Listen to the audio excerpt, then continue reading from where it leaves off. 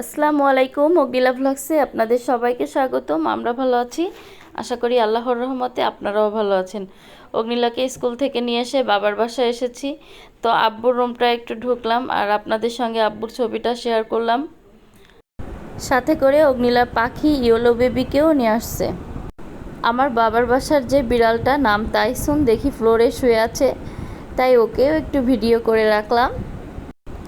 তারপর বাসায় চলে আসলাম। অগ্নিলা দুটা ছোট মুরগির বাচ্চা পালতো, তার ভিতর একটা মুরগির বাচ্চা কুকুরে নিয়ে গিয়েছে, এই জন্য আরেকটা মুরগির বাচ্চা ছিল, সেটা আজ অগ্নিলাকে জবাই দিয়ে রান্না করে দিচ্ছি। আমার হোম মেকার আমার সঙ্গে হেল্প করেছে জবাই দেওয়ার সময়। তো মুরগির বাচ্চাটা এভাবে জবাই দিয়ে ভালোভাবে পরিষ্কার করে ডিরেক্টলি রান্নার কাছে চলে এসেছি। তো আমার কাছে কিছু ফ্রোজেন কাঁঠালের বিচি ছিল। দেশি মুরগির বাচ্চা কিন্তু কাঁঠালের বিচি দিয়ে রান্না করলে অনেক টেস্ট হয়।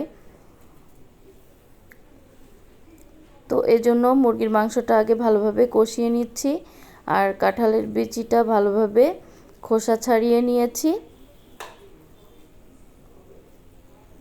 কে কে কাঁঠালের বিচি দিয়ে দেশি মুরগির মাংস খেতে পছন্দ করেন অবশ্যই কিন্তু কমেন্টে জানাবেন। আর তার সঙ্গে আমি একটা আলুও দিয়েছি, দিয়ে কাঁঠালের বিচি আর আলু দিয়ে মুরগির মাংসটা আর একটু ভালোভাবে কষিয়ে নিব। কষিয়ে নিয়ে ঝোলের পানি দিয়ে দিব। ঝোলের পানি দেওয়ার পর আমার কিন্তু রান্নাটা কমপ্লিট হয়ে যাবে। আর দেশি মুরগির মাংস কাঁঠালের বিচি দিয়ে আমার আব্বু কিন্তু খেতে অনেক পছন্দ করে।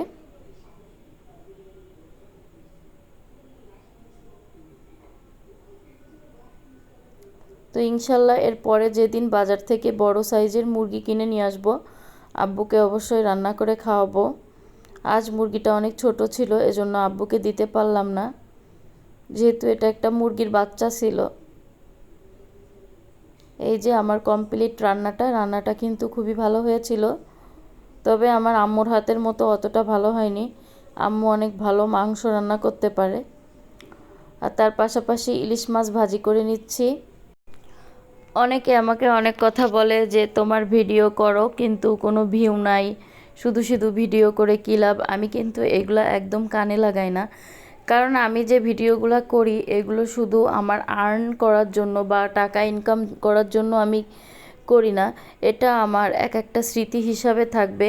আমি যখন বৃদ্ধ হয়ে যাব, আমার মেয়েকে বিয়ে দিয়ে দিব, যখন আমি নিঃসঙ্গ থাকব, আমার তখন কিন্তু ইচ্ছা করবে আমার নিজের ভিডিওগুলো দেখার, আমি এই দিনগুলো কেমন কাটিয়েছি, অগ্নিলার ছোটোবেলায় অগ্নিলার যত স্মৃতি সব কিছু একত্রে মিলে। এজন্য আমার ভিডিও করে রাখা, যাতে আমি বসে বসে দেখতে পারি।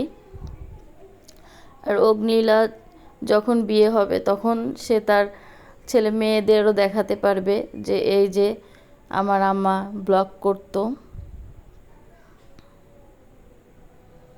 আমি যেমন আজ আমার আব্বুর রুমে যে আপনাদের একটা ছবি শেয়ার করলাম, ছবিটা আমি নিজে কিন্তু বাঁধিয়ে রেখেছি।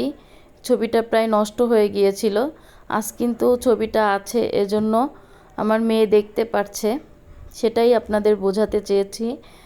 আর আমি এখানে সন্ধ্যাবেলায় প্রতিদিনই নাস্তা রাখি, তো এখানে আমি আমড়া রেখেছি খাবো।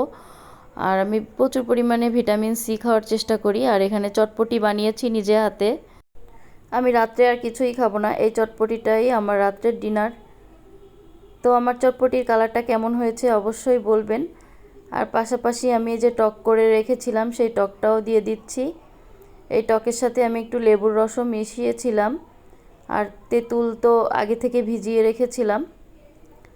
যাই হোক, চটপটিটা খেতেও খুবই অসাধারণ হয়েছে আর বিশেষ করে স্বাস্থ্যসম্মত।